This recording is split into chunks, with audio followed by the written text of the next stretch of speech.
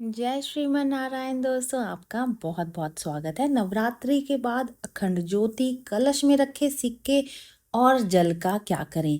ये समस्या हमेशा हमारे सामने रहती है कि हमें इनका कैसे इस्तेमाल करना चाहिए, क्या करना चाहिए। तो आज आप इस वीडियो के माध्यम से आप संपूर्ण जानकारी आपको मिलेगी। तो नवरात्रि के 9 दिनों में विधि विधान पूर्वक माता के 9 रूपों की पूजा हम करते हैं। नवमी तिथि को नवरात्रि का समापन होता है और इस दिन भक्त पूजा तो करते ही हैं, साथ ही दान पुण्य, कन्या पूजन, इन सब का आयोजन भी करते हैं। ऐसे में कई भक्तों के मन में ये सवाल भी उठता है कि नवरात्रि के आखिरी दिन पूजा करने के बाद में अखंड ज्योति का क्या करना चाहिए, कलश में रखे जल और सिक्के का इस्तेमाल किस कार्य में किया जाना चाहिए। अगर आपके मन में भी ये सवाल उठता है तो वीडियो के अंत तक जरूर से बने रहिए, आपको आपके सारे सवालों का जवाब इस वीडियो में मिल जाएगा।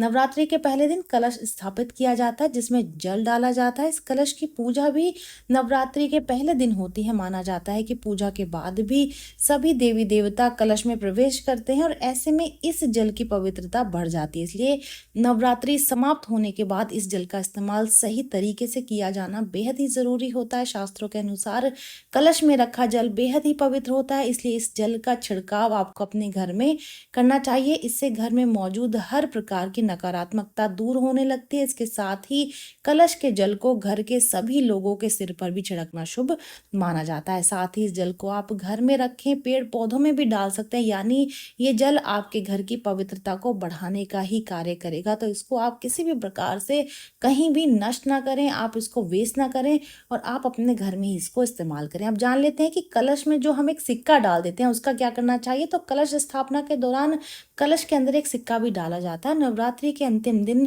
पूजा के बाद इस सिक्के को आप अपनी तिजोरी में रख सकते हैं या फिर अपने पर्स में डाल सकते हैं।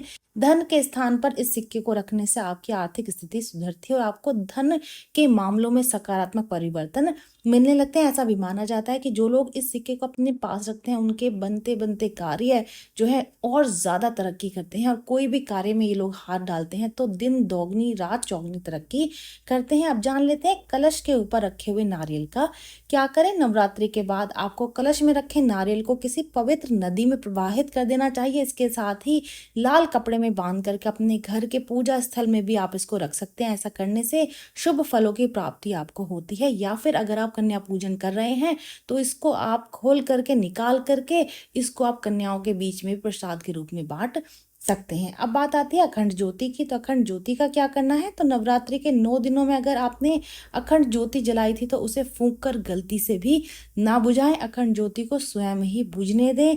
अखंड ज्योति जब स्वयं बुझ जाए तो उसकी बाती को निकाल करके किसी पवित्र स्थान में आपको रख देना चाहिए या फिर किसी नदी में भी आप इसको प्रवाहित कर सकते हैं। दूसरा, आजकल नदी मिलना भी उतना आसान नहीं है तो आप क्या करें, आप इसको अपने गमले की मिट्टी में भी डाल सकते हैं। वहीं अखंड ज्योति में बचे हुए तेल को निकाल कर आप इसे दोबारा इस्तेमाल कर सकते हैं। गलती से अगर फूंक कर आपने बत्ती बुझा दी है तो इसके लिए माता से तुरंत माफी मांग लें। ये जानकारी यहीं तक ही। उम्मीद है दी गई जानकारी आपके काम आएगी और आप इसका लाभ उठाएंगे। जो लोग वीडियो देख रहे हैं वीडियो को लाइक कर दीजिए, चैनल को सब्सक्राइब कर दें, नोटिफिकेशन बेल को दबाना बिल्कुल भी ना भूलें। तो चलिए मिलते हैं नई वीडियो में नई जानकारी के साथ। जय श्रीमन नारायण दोस्तों, जय श्री कृष्णा।